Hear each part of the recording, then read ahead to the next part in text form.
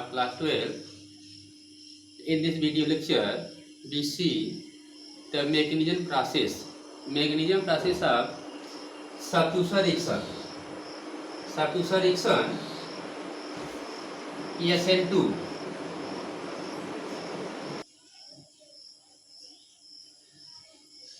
Substitution nucleophilic bimoleculars.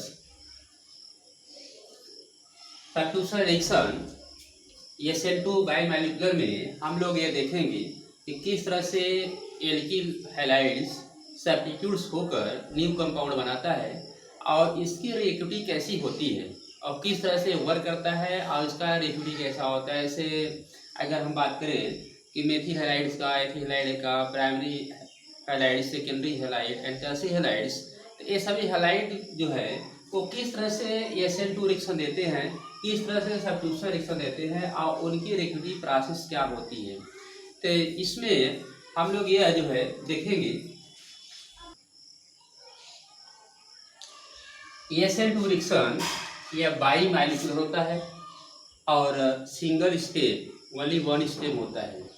इसमें SN2 reaction में जो ये न्यूक्लियोफाइल होता है, न्यूक्लियोफाइल अटैक बैक साइड से करता है। उसका रीजन यह है कि nucleophile that is negative and chlorine that is negative.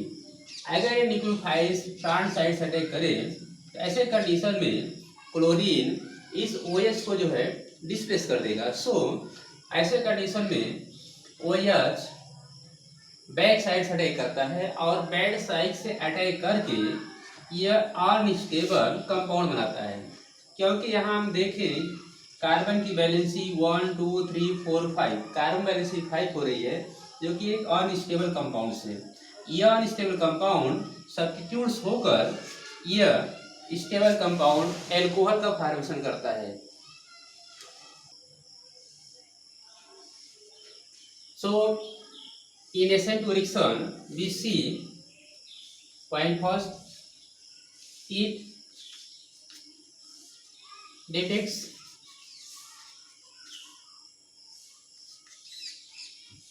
a bimolecular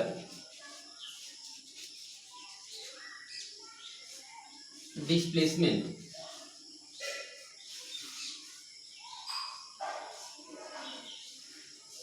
bimolecular displacement.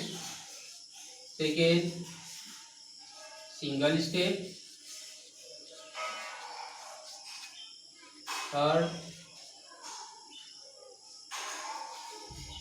Fast reactivity,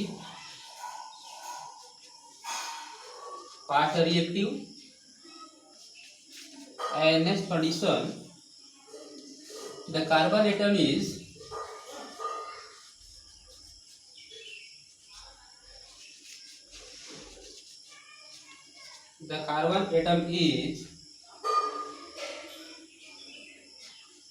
bonded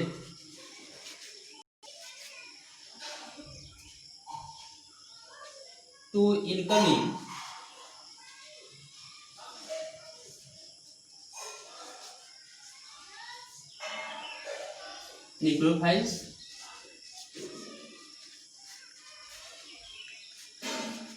nucleophiles and the outgoing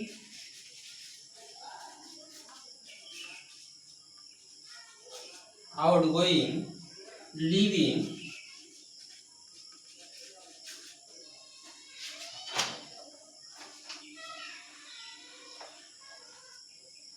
group such as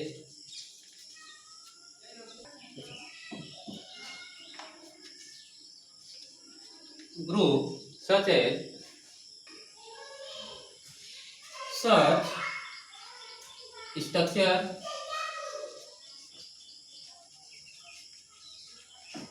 unstable and done isolate easily.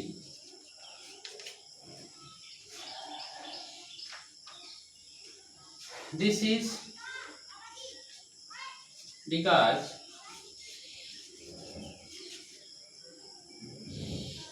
transition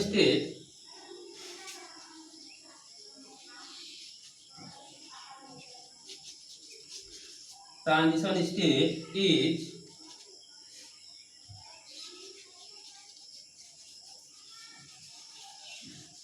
simultaneously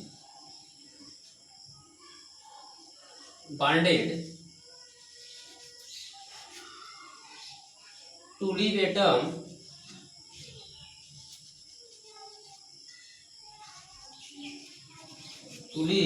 atom therefore is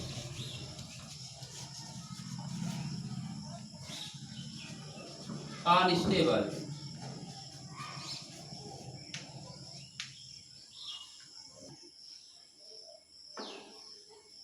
reactivity of SN2 reaction, अगर SN2 reaction का हम reactivity देखें तो ये किस तरह से SN2 में न्यूक्लियोफाइल किस तरह से अटैक करता है और किस तरह से कैसे बॉन्ड बनाता है और उसका प्रोसेस क्या होता है। तो इसके रेफरेंस में हम ये देख रहे हैं कि जो न्यूक्लियोफाइल है यह अटैक कर रहा है मेथिलाइट्स में, और यहाँ न्यूक्लियोफाइल अटैक कर रहा है जो एथिलाइट यानी प्राइमरी कार्बन, और यहाँ जो न्यूक्लियोफाइल है ये अटैक कर रहा है जो है आइसोप्रोपिल मीन्स सेकेंडरी कार्बन पे, और यहाँ न्यूक्लियोफाइल अटैक कर रहा है जो है टर्सरी ब्यूटाइल टर्सरी कार्बन पे। तो यह मेथिल एथिल आइसोप्रोपिल और टर्सरी ब्यूटिल, अगर इसमें हम देखें कि यह न्यूक्लियोफाइल अटैक करेगा किस टाइप कार्बन पे और रिएक्शन फास्ट देगा, तो इस सब में हमें ये दिखाई दे रहा है कि यहाँ जो कार्बन है इसके सराउंडिंग केवल 3 हाइड्रोजन है और जहाँ की क्राउडेड बहुत कम है, और इसमें हम देख रहे हैं कि इस कार्बन के सराउंडिंग में मेथिल ग्रुप है जहाँ क्राउड कुछ दिखाई दे रहा है, जहाँ भीड़ दिखाई दे रहा है, क्राउड दिखाई दे रहा है हाइड्रोजन का। यहाँ भी देख रहे हैं कि जो कार्बन है इसके सराउंडिंग 2 मेथिल ग्रुप है, यहाँ क्राउड कुछ और बढ़ रहा है कार्बन हाइड्रोजन का, और इसमें अगर हम देखें तो इस कार्बन की सराउंडिंग 1 2 3 एल्किल ग्रुप है, और हाइड्रोजन का नंबर यहाँ बहुत ज्यादा है और यहाँ क्राउडेड बहुत ज्यादा है। तो क्राउडेड बढ़ने पर ये न्यूक्लियोफाइल का अटैक कार्बन पे बहुत आसानी नहीं होगा, बहुत इजीली नहीं होगा। तो ऐसे कंडीशन में यह न्यूक्लियोफाइल इस कार्बन पर अटैक करेगा या टर्सरी कार्बन पर अटैक करेगा जो कि बहुत स्लो होगा, क्योंकि यहाँ बहुत ज्यादा क्राउडेड एरिया है जिससे यहाँ अटैकिंग बहुत स्लो होगा, और मेथिलाइट पे न्यूक्लियोफाइल का अटैक बहुत फास्ट होगा। ऐसे कंडीशन में methyl halides more reactive SN2 and tertiary halides less reactive SN2। तो सो इसका ऑर्डर हम ऐसे दिखा सकते हैं। सो अगर हम ऑर्डर देखते हैं SN2 का तो टर्सरी हैलाइड से मोर रिएक्टिव सेकेंडरी हैलाइड्स, और सेकेंडरी हैलाइड से more reactive primary halides, and primary halide से more reactive methyl halides. Thanks.